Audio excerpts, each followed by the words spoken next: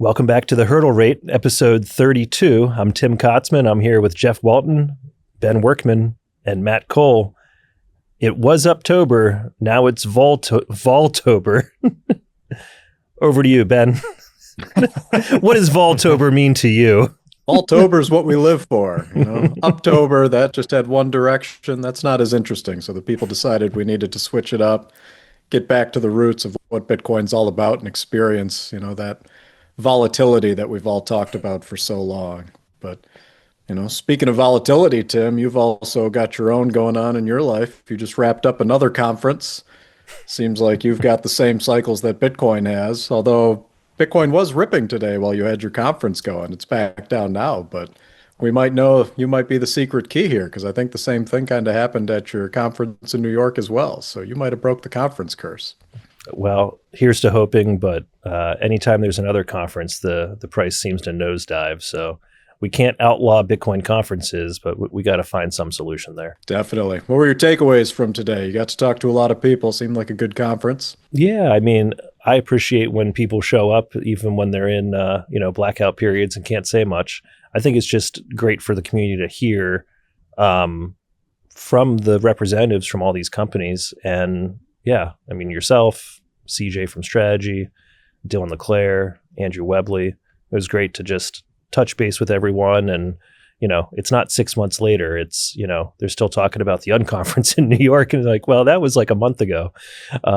So yeah, I think it's great to have those data points over these periods of time. And hopefully it,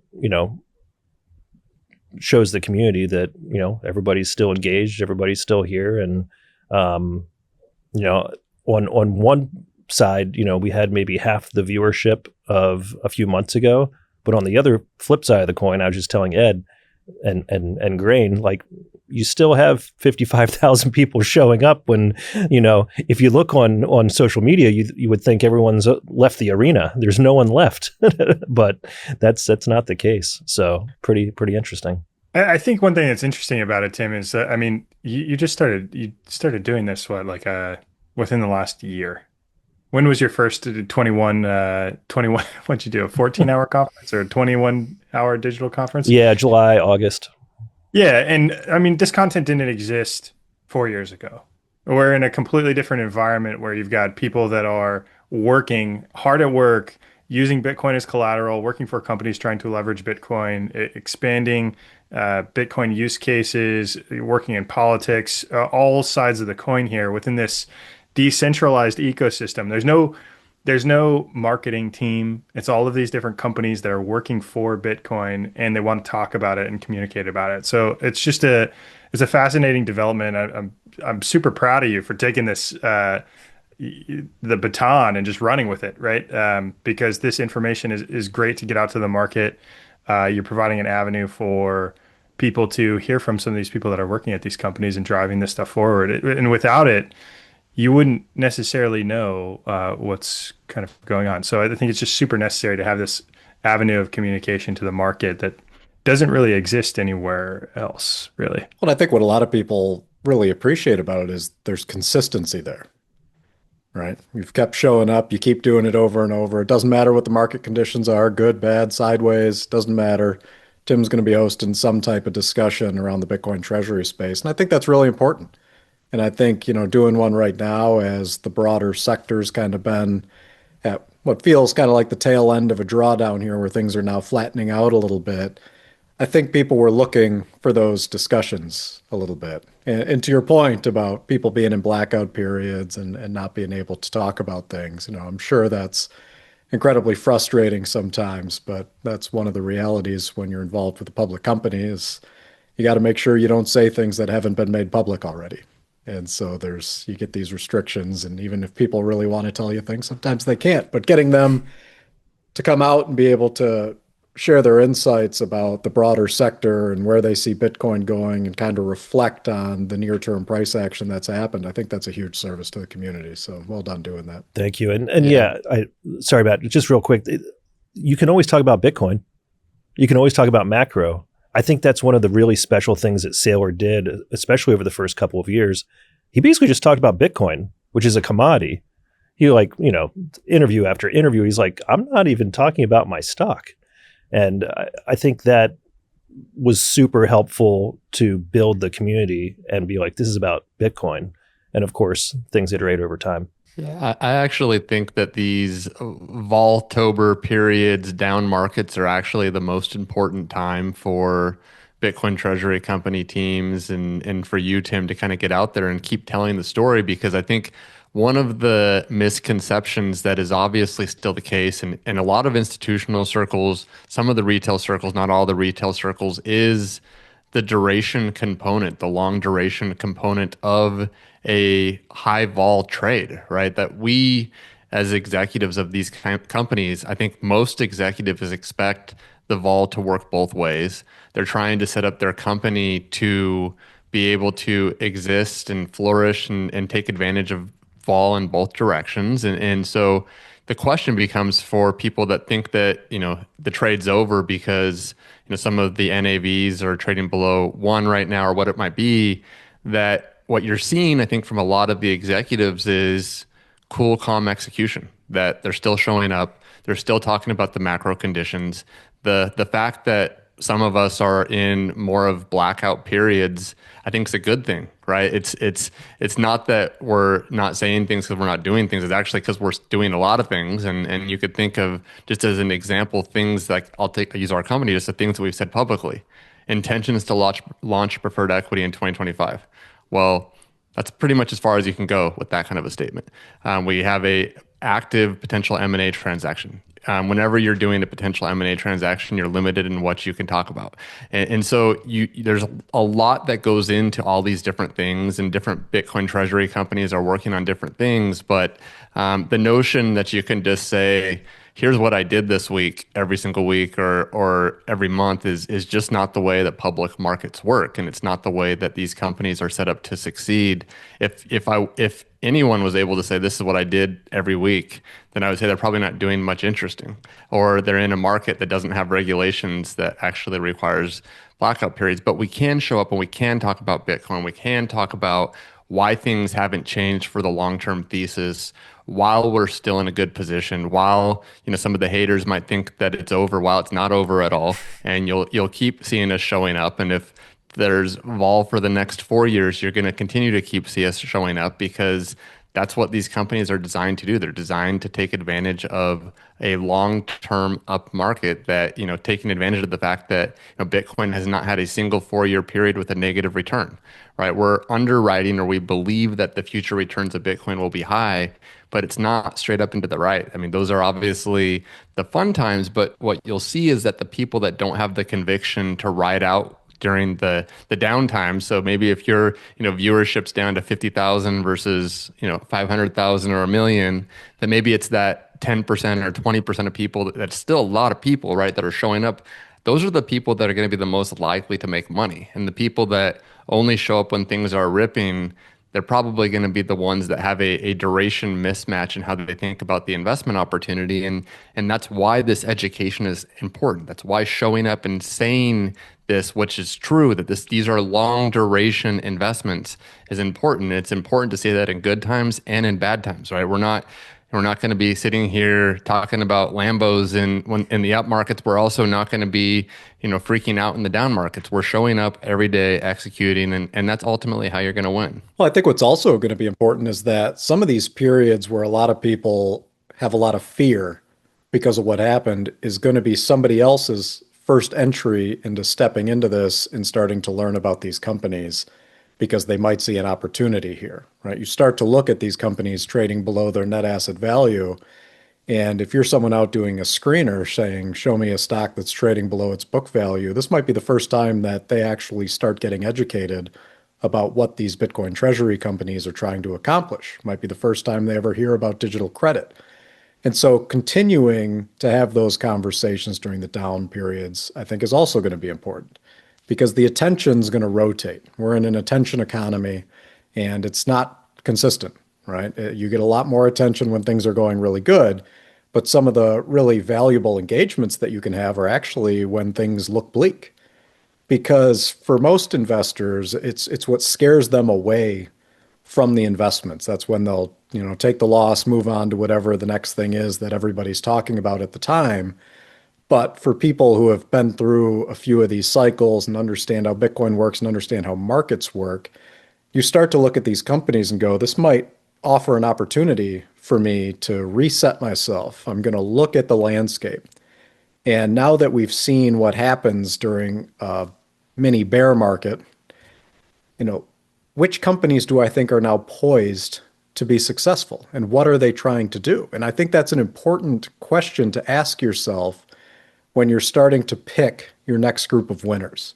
Because if you're someone who is an investor that allocates for the long duration and you're picking these equities and planning to sit on them, what you're looking for right now is a mismatch in value relative to what the future expectation is of the way that that team's going to be able to deliver. And so now that you've gone through this cycle and you've got to see how all these companies are operating, how they're structuring or how they're building out their capital structure and what they're looking to do in the future, you have to ask yourself, is what they're planning to do done? Can they no longer do that? And I think what a lot of people are going to find is that the companies that got out in this cycle, were able to raise the capital, were able to get out into the markets, are going to be in a serious position of advantage. Because when you look at everything that's happened over the last couple of months with all these pipe transactions, one of the things a lot of people overlook is the fact that a lot of the pipe investors haven't been making money in those. And that means that that capital market starts to close off to new entrants. And that means you're probably going to have less of these coming in. In the near term, it's going to be much, much harder to launch one of these. And so for the companies that have gotten out and have been very meticulous with the way that they structure their balance sheet, and they put themselves in a position now where it's weakness for everybody else, or they're encumbered, or they now have restrictions on what type of capital they can take on or how they can operate, you can start to see a differentiation in what the path forward looks like.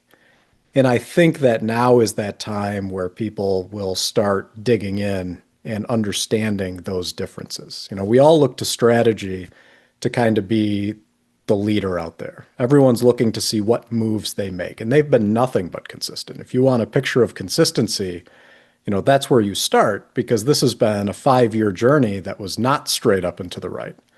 They had years of building the foundation here, which tells you that you need to be willing to be patient sometimes to get the payoff that comes at the end.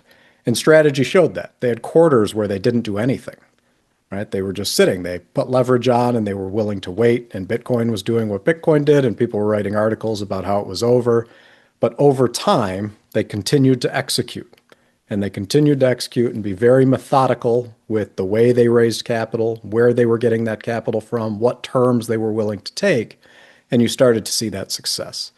So all that to say is I think that we're now in that period where you're going to get a new cohort of investors that come in that start to evaluate this area because you see that run up and that blow off top. And now they're going to start looking at maybe there's value in this sector, and I'm going to start learning about what's going on over there and position accordingly. It is pretty fascinating watching the sentiment in the market surrounding these companies that have historically been long Bitcoin, long-term holders that have held for, greater than 4 years. And then you package it up into an equity with a bunch of Bitcoiners that are looking to leverage the Bitcoin and add more Bitcoin to the balance sheet and viewing Bitcoin as a duration asset. And yet they turn into traders, which is like trading an equity based on some fiat value and coming up with, different perspectives on, what it should be valued at any one point in time. When I think these things should be treated very similarly to Bitcoin itself, with a DCA type long-term view aligned with the management teams that are taking a long-term duration view of the asset itself as well. So yeah, it's pretty fascinating. I mean, just looking at Bitcoin performance over the last year, Bitcoin's up 61%. Year to date, Bitcoin's up 16%. Over the last 6 months, Bitcoin's up 23%. And conviction is difficult. But when you start to take a long-term perspective of investments, such as Bitcoin, it becomes a little bit easier. You look at every 4-year compound annual growth rate of Bitcoin is positive. Every single one. If you bought Bitcoin on January 1st, 4 years later, you sold it on January 1st, every single one of those periods is positive. For me personally, I DCA Bitcoin every single day, and it's great because I get a little alert on my phone, and it's just reminds me, okay, that starts a new 4-year return period every day. I'm starting a new 4-year return period every single day, and that kind of helps me view this as a long term asset. I like don't even price of these things don't even really like hit my radar, which is um, different. But yeah, that's where I'm at. So Strategy started their Bitcoin strategy in, was it August of 2020? Is that August 10th, Yep. 2020. August 10th? Yep. Okay, I'm gonna pop up a chart real quick. I want to show this because this shows you what conviction looks like, and I think we've gotten to a place where a short term blip and some people are freaking out. Imagine if you're basically 2 years into your strategy of deploying a long duration Bitcoin strategy. And during those 2 years, Bitcoin has a total return of 154%. So it's up 154%, and you've lagged at 61%. That is strategy. And I think that people forget the fact that it was not just up and to the right for them, that they had conviction in both good times and bad times. And you can, play around with that chart, and you see that this was a pretty frequent situation for them in the early days. And now it's played out to the point for them that even if they traded below the NAV of their Bitcoin, they likely would still have outperformed Bitcoin itself since they've deployed the strategy. And so that long-term conviction is so important. And Saylor's proven that with the track That record. Say that one more time because that's such an important point. Like Yeah. the outperforming at 1x MNAV. Go ahead. People don't understand this. So they'll think that if you're trading below NAV, that it broke, that the strategy didn't work. And if strategy was trading below the value of their Bitcoin today, they almost certainly will still have outperformed Bitcoin itself drastically since since they incepted the strategy. It's true for Metaplanet as well. And the point being is that having conviction in good times and bad, to see the strategy through, to think long term, not short term. And I think that will be the hardest thing for some of the newer companies to say who has conviction in good times and bad, who's not willing to take bad terms just because the strategy is not working out today or tomorrow, right? That if you see this through, the strategy works. And I think that's what a lot of the people that are looking at this not closely don't understand. And I think that most investors, even institutional investors, if you said, hey, if strategy was trading below the value of their Bitcoin, let's say at 90 cents on the dollar, how would the strategy have played out for them since they put the strategy in place? Most would say, oh, it must have been a failure. And the fact is that it would not have been a failure at all. They would have outperformed Bitcoin drastically.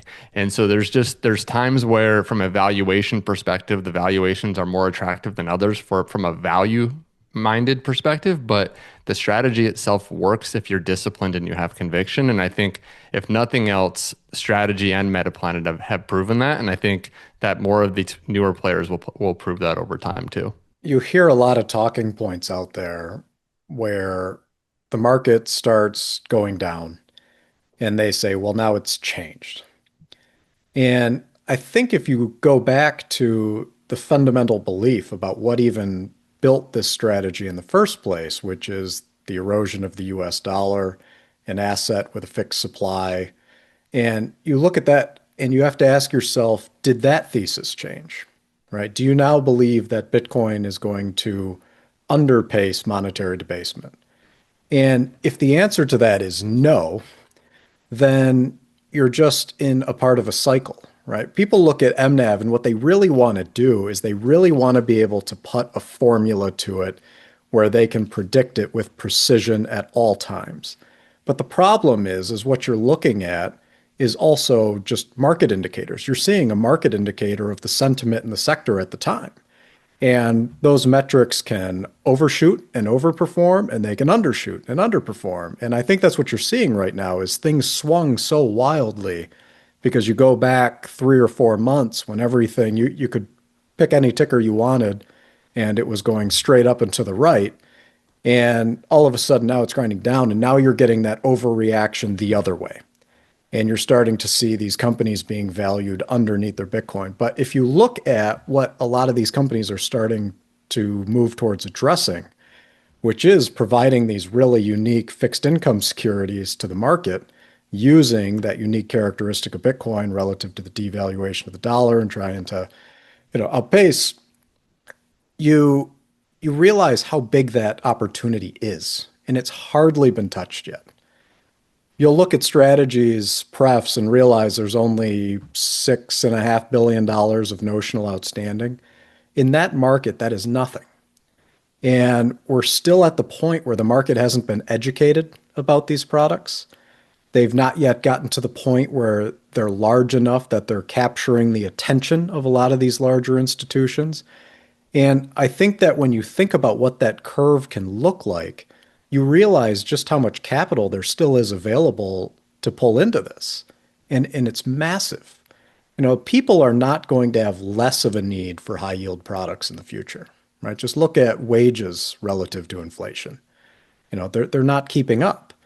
And so being able to have these type of products are going to be important, but it's not just important to individuals either. This is going to be important to anyone who needs to generate a return. Being able to augment a portfolio and swap out something that's paying you 5% for something that's paying you 10.25 or 11 is a massive difference in that portfolio. And so when you start to look at that addressable universe, you see that we're at the starting line for building out this part of the industry and bringing Bitcoin into a new sector that it hasn't been in before.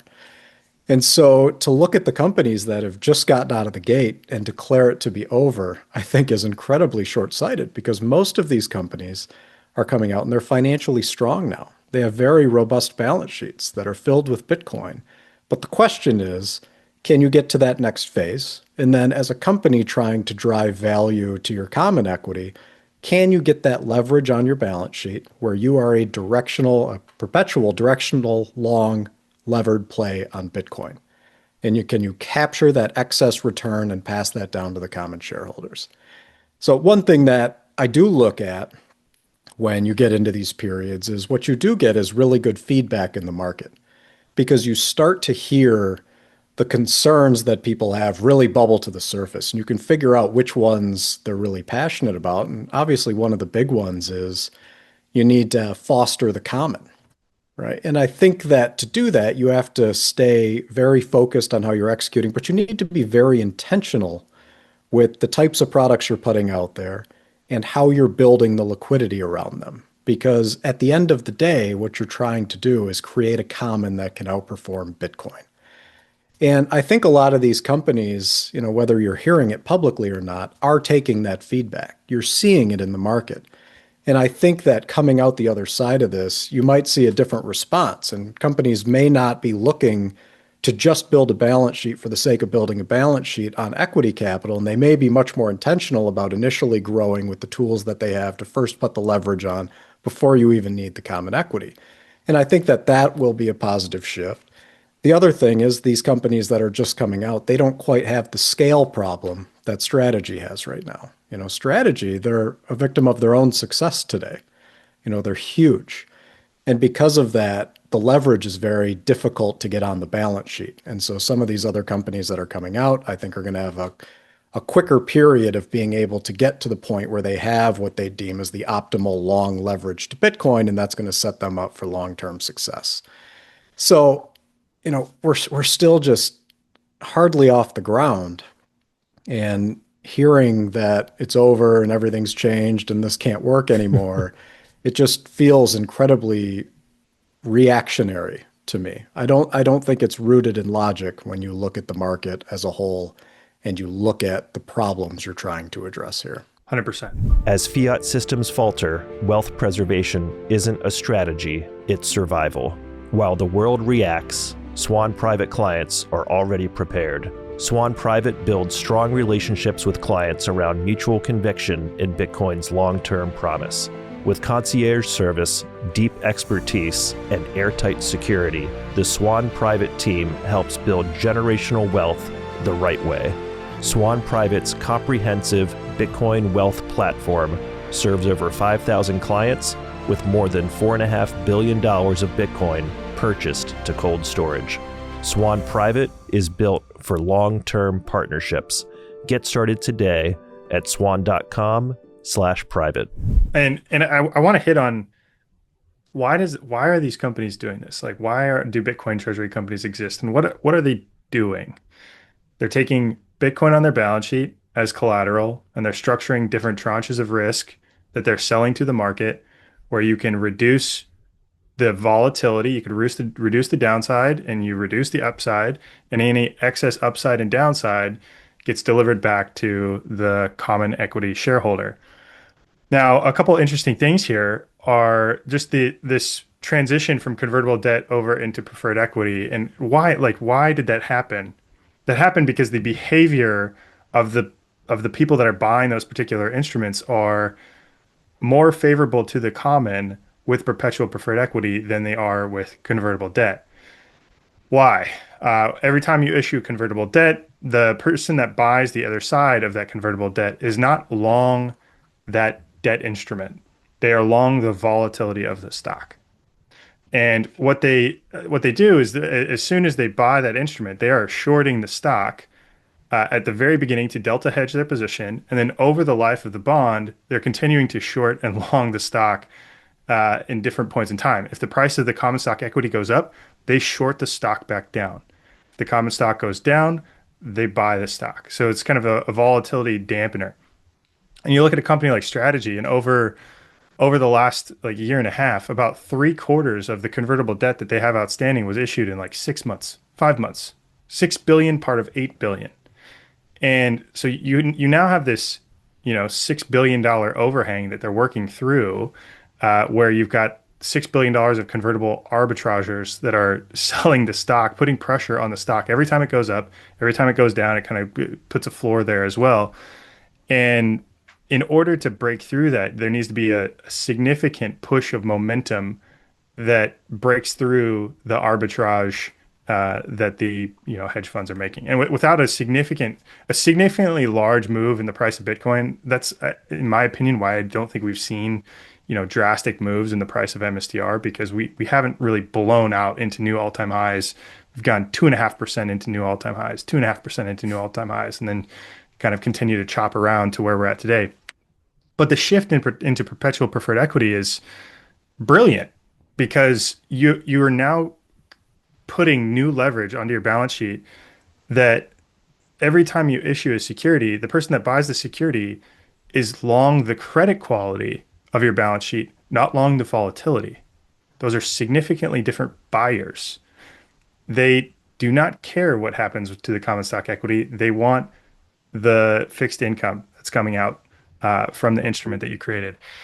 And Strategy just this last week came out with this new metric. It's called Amplification, which is just taking the debt plus the preferred equity over the BTC NAV on the balance sheet, which is just leverage. Is another way to view leverage.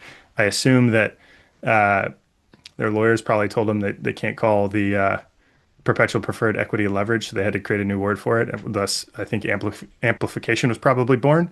But really, the debt plus the preferred equity is a function of the leverage, but there's just two different types of leverage, and the behavior is vastly different. So thinking long term, where does this go?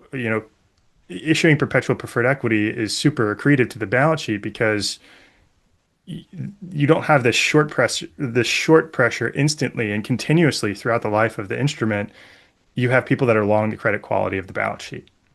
And so, to the extent that they're issuing common stock ATM to pay the dividends, that dilution that would have occurred with a convertible bond, instead of happening on day one and throughout the life of the bond, is happening in little drips down the road, which is significantly more accretive to the common equity holder. So that's just my 30,000 foot view of what's actually going on here. Bitcoin being used as collateral, the type of debt, and it's just valuable to understand those components. This amplification versus leverage point is so important, and I wish I could actually had a tracker of how many hours in my career I've spent debating how to define leverage from my past at CalPERS, and I'll give you the short version of where that was about, and so I was tasked there with running their leverage book where they would take leverage positions and back it with AAA CLOs to earn a spread where you might be borrowing at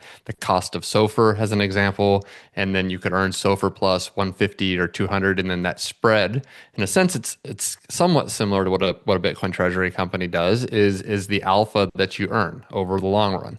And the different types of securities that you would use to get that financial leverage, some of them counted in the BlackRock Aladdin system as leverage, and some of them didn't. So what do I mean by that? So if, as an example, I were to buy a mortgage TBA bond, which means I buy a bond that I owe the cash in 3 months, that counted as leverage because I had an actual liability to pay in 3 months' time to settle that bond. If I bought a future position, a treasury future position that maybe has the same notional value, $100 million, that margin is maintained daily. And so there's actually not a liability at the end because you're keeping the liability margin maintained every single day. So that did not count as leverage, but both had $100 million of notional exposure to go up or down tied to two different instruments, one mortgage-backed securities, one treasuries. One counted as leverage, one didn't. And here you're seeing that strategy has actual debt where they owe money back in 3 years, 4 years, 5 years down the road. That is considered leverage. On the preferred equity side, they also have not a maturity that's due, but they've raised, call it the same amount of money. They raised $100 million for either one. They were able to buy Bitcoin with that, and they have to meet a liability, one with a maturity, one with no maturity, and one is considered quote unquote leverage, one isn't. But for a Bitcoin treasury company, an investor, you should prefer the preferred equity all day. That doesn't have to be paid back. It still provides that financial leverage to Bitcoin, but in a more attractive way. And so I say that just because you see certain people, I think, online getting a little bit confused on, I want leverage or what is this? And it's financial leverage. It's just a better form of financial leverage that you should be happy that they're moving in that direction versus what the lawyers deem as leverage that actually carries more risk to investors. So that's just one point I want to bring up. The last was, Ben, when you were talking about a little bit ago, that investors kind of coming in now that there's value. One of the things that popped to mind for me when you were making that point was my own journey with Bitcoin, where I was watching Bitcoin, probably since 2012, 2013. I thought it was a scam. It rose up super high in 2013, 2014, and then it crashed. I didn't buy the crash, actually. I bought late 2016, early 2017 when it didn't die, and I thought it was going to die. And the analogy there, which I think is going to be true to many current Bitcoin treasury skeptics, is a lot of them actually think that these Bitcoin treasury companies are going to blow up or they're going to go out of business, they're going to get delisted. And for most of them, if not all, but most of them, that's not going to happen. And so when their thesis proves wrong and they start to rise from the dead, just like how Bitcoin rose from the dead, I think you'll see some of the skeptics maybe start to question their thesis, and you're going to see the equivalents to the Peter Schiffs that will call it dead the entire time it rises the next time. But I think that's when you start to really see, and that's how you get that upside positive convexity, probably to move higher with regards to like MNAV and stuff like that, as well as that skeptics get converted when they dance on the grave when it's down and then their thesis doesn't die. That's when you start to see, I think, maybe right now you get value investors that were just skeptical of the value, but they understood the thesis. You'll see those start to buy now. That's smart money. Then you see the one step below, which is what I was with regards to Bitcoin when I first heard of it. That'll come in, probably a little bit later as they start to rise again. Such a good point. I think there's also a lot of talk about needing a cash flowing business, and people haven't really seen the perpetual preferred equity as revenue yet. And I think it can almost be seen as revenue that's written on day one. So for Strategy, right, they raised $6.6 billion of perpetual preferred equity this year. You can almost view that as revenue that's written, on day one, and then they purchase Bitcoin with it. And then it's earned out over the life of the instrument. So as they pay the dividend and the Bitcoin, the underlying Bitcoin appreciates, that's effectively, I think what Strategy just called it as BTC income.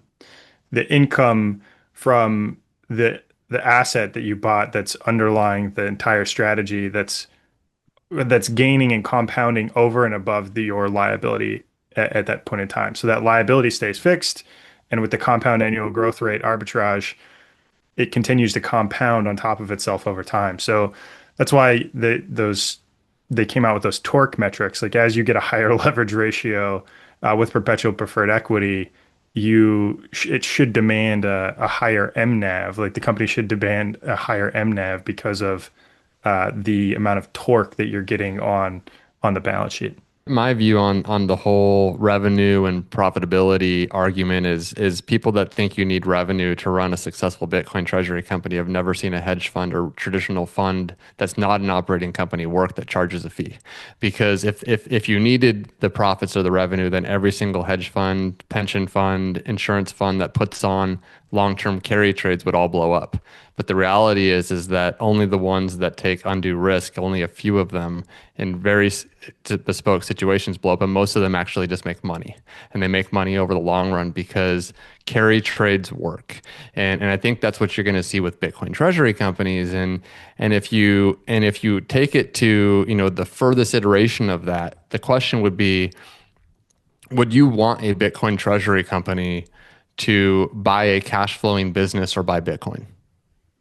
And if your answer is I wouldn't want them to buy the cash flowing business, I'd want them to buy Bitcoin, then you probably should not want them to have a large business that has a lot of value. You'd probably rather them monetize it and actually just move in the direction of a very small operating business, as small as possible. You don't obviously want one that's burning a ton of cash, but a small one to actually focus on acquiring Bitcoin during a digital gold rush. And so I think you have to have consistency in the arguments. If you want operating profits, then you probably would also want Bitcoin treasury companies to acquire a cash flowing business, or you want the exact opposite. And I think that something in the middle, I think, just is not needed if you actually understand how funds have worked for, over 100 years. That was kind of the genesis of the name of this podcast, the hurdle rate, right? The whole point was if Bitcoin is going to be the hurdle rate for capital deployment, you have to look at any operating business through that same lens. And there are quite frankly not many operating businesses that outperform the hurdle rate of Bitcoin. That's just kind of a reality. And so you're right. I mean, it's a mindset shift though. And I think that's the difficulty in the market is the way that these traditional equities have always been valued is around traditional operating metrics. And so shifting that mindset into thinking about these, kind of as hedge funds operating within an operating company is just a different mindset that people need to shift into for how they look at these companies. And I think that'll come over time. We're still very early to this because this is a duration thing. The duration hasn't been there for most of these companies to see that performance over time. And when it does, I think that'll start to make far more sense to people. These companies are getting compensated for strategic risk taking, which is exactly what insurance companies do. You pay a premium to take risk off the table. The insurance company is taking on the risk of your personal balance sheet. This is like that. It's the same type of model, just turned upside down. And once you see it, you can't unsee it. it's you've got capital coming in the door for strategic risk taking for this instrument. Like the instrument that they're selling is the product. Like Strategy's biggest product isn't necessarily their AI software business. It's the instruments that they're selling. They are selling those instruments. Those are products. They're generating revenue from those products. They have a liability attached to them, but they are generating revenue from those products. And yeah, well, it's incredible to me to see the amount of noise from the people that can't see those pieces. I think it also lends itself to getting people to start looking at intentionality within these companies. When you're deploying one of these strategies, and to your point, Jeff, when you're taking these long-term calculated risks and you're defining as an organization what that means, you have to be very intentional about the type of leverage you're willing to take on as an organization, because there's pros and cons to every type of instrument out there. And we're seeing that now. To your point you were making earlier with the convertible bonds, the reason you started seeing a lot of convertible bonds was because that was easier capital to raise. There was a very defined reason why the convertible arbitrageurs would want to hold this type of paper, right? And it's that volatility in the equity. That's gold to them, being able to trade far more frequently than they can on bonds on an equity that's 20 vol. It allows them to greatly accelerate their returns. So it's massively valuable to them. And when you see a company like Strategy pivot away from that, it should cause people to ask the question why. And it's not because convertible bonds are inherently bad. They're not.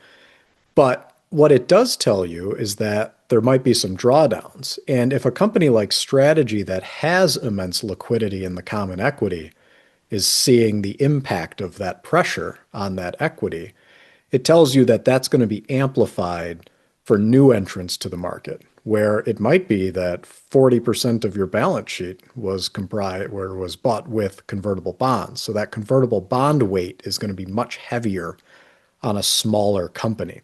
And particularly because when you don't have that liquidity in the common equity, them getting to borrow is going to be very difficult. You're going to constantly have someone there looking for a way to get, borrow and take a short position against the equity until they can get themselves delta neutral and get in position to just execute. Over a long period of time, we saw it with Strategy. We used to follow it constantly, which was every time they would launch a new convert, we would get excited because we got to track the pricing period, because you knew exactly when all those shorts were going to start coming on. It started to become incredibly predictable. But after they get through that period, which for Strategy meant they were shorting effectively half of the shares that would be associated with that bond to get themselves neutral, after that, they kind of become a market participant providing some liquidity into the market, right? They're buyers at a certain point, they're sellers at a certain point. But for the smaller companies, that capital was still there. It was able to be raised. You almost couldn't find a capital raising deal that wasn't going to include some type of convertible bond component. But the provisions were getting more and more restrictive.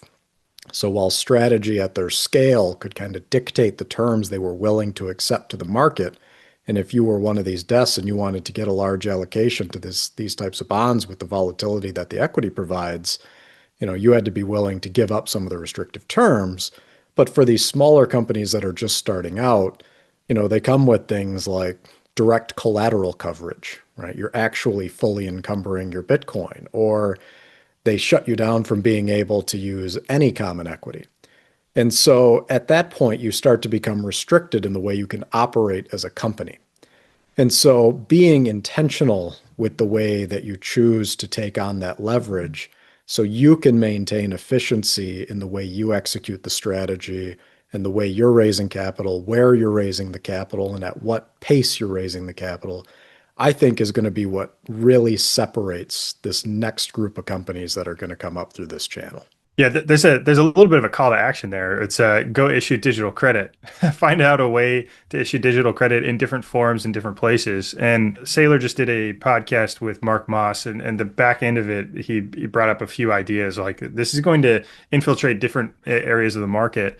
And he just gave an example of, a company, instead of issuing convertible debt, can go issue 10-year secured debt. And maybe it carries a 10% interest rate, whatever that may be. And maybe you refinance 2.5% of it a quarter. And you're just constantly rolling that exposure out further and further and further. Like this can be designed in thousands of different ways. We've now seen two different forms of leverage you could take. If you got convertible debt and perpetual preferred equity. I think Strategy previously had some secured debt on the balance sheet. But if you're an operating business and and you could take different forms of debt in different ways and issue digital credit to different market pools, depending on your expertise or your background. I've had a lot of people come up to me like, how do I get involved? Like where can I do something? It's like, figure out a way to issue digital credit, like within your marketplace, whether it be real estate or, insurance or whatever that marketplace may be. Like there's opportunity everywhere to issue this instrument and park that exposure in different ways with different capital vehicles. We're just in like early days. It's so early. It is so early. And Tim, I'm sure you've seen that as well. It's just like we're very early, people figuring out how to use this. And this, if Bitcoiners fundamentally believe that Bitcoin is money, then Bitcoin is capital. Like that money, like what is capital? Capital is just money at scale. And money at scale that can be used in different ways. And like if Bitcoiners believe that Bitcoin is money, then they should believe in Bitcoin as capital, and they should believe in that capital being used on the traditional financial ecosystem and the traditional financial rails. It's just different. It looks different, and it's foreign. And there's so many people that are stuck in this like fiat mindset of like fiat, that like they think about their life in Bitcoin Standard, but when they get into equity world, it's like, let me put my fiat glasses back on here. And they use fiat accounting and assume that like, oh, we got to use fiat accounting to value these companies. Like, no, like these are Bitcoin companies using Bitcoin capital. You need to like change your whole perspective into Bitcoin in this ecosystem too. So anyway, a little frustrated. Yeah. Speaking of being early, just all of this conversation reminded me of three things. One, when I was talking to Dylan earlier on the digital conference, MetaPlanet right now has around 0.7% leverage. So 0.7% leverage. And many of these companies have zero leverage. Like how much leverage does Strive have? Like zero leverage. And then there was my first point that's now my last point that I can't remember. So maybe we'll roll back to that. Well, to that point, that's one of the main focuses that these companies have to have. I think they all understand, we certainly understand, the need for leverage. And I would tell you that most of these teams are behind the scenes, working hard and fast to achieve that leverage. And you clearly saw that with MetaPlanet. They just went out into this huge raise. They've got 2 classes of prefs that they've got approved, right? They're clearly moving in the direction of getting those preferred instruments out to take advantage of the Japanese market. The problem is in today's society, everyone wants everything yesterday. And unfortunately, when it comes to issuing securities, that's just not how that works, right? It takes some time. And while people are working on it, they're not going to be able to talk to you about it. So while it can be frustrating, sometimes not hearing much out of those teams is probably the best thing you could hope for, because it likely means they're in the back and they're busy. And I saw Dylan acknowledge that, they don't want to have that low of leverage, obviously, right? They want to be a perpetual levered long Bitcoin, levered short the dollar. That's the position they want to be in forever.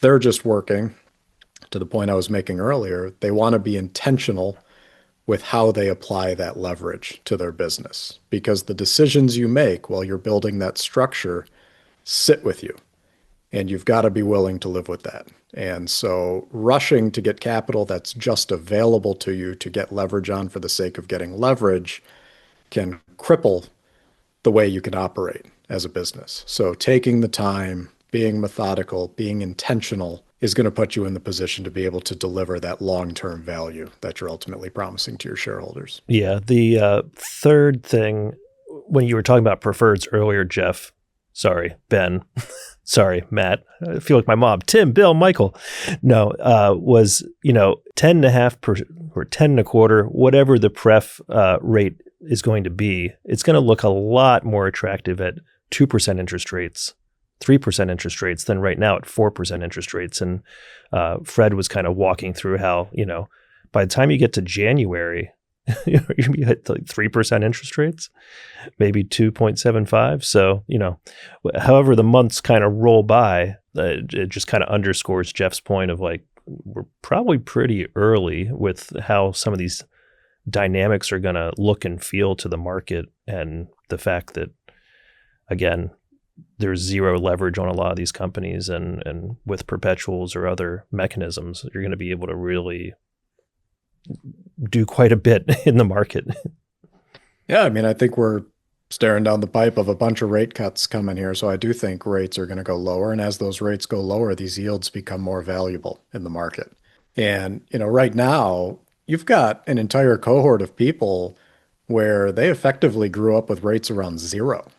So having rates at 4%, 4.5%, that sounds like a pretty good deal. If I can go to the bank and I can get 4.5% interest, well, growing up it was zero. And so I think that you get a bit of a distorted view in that. And so as rates start moving back down, and all of a sudden people are seeing that those interest payments are starting to shrink, and you start looking for these different products, the yields that are being offered on these digital credit instruments are going to be incredibly attractive to the market in that period.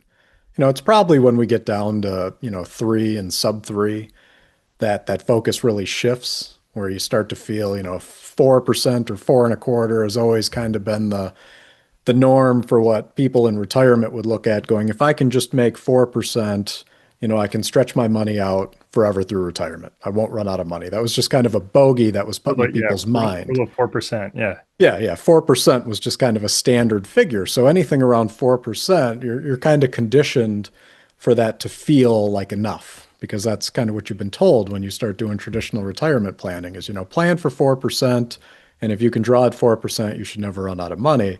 Now, I don't think people necessarily contemplated, cost of living going up at the pace that it's been going up. But I think once rates drop below that, and all of a sudden you're seeing them in the 3s and the 2s, and you realize that getting that 4% is a little more difficult, the value in the yields in this area is going to be very attractive. And I think you'll see a lot of people starting to have their awakening moment, or at least the moment where they go out and look for alternatives, and hopefully they end up in this area and they find these. Yeah, maybe a few years from now, there'll be a book out called The Rule of 10%, depending on how these preferred markets really develop.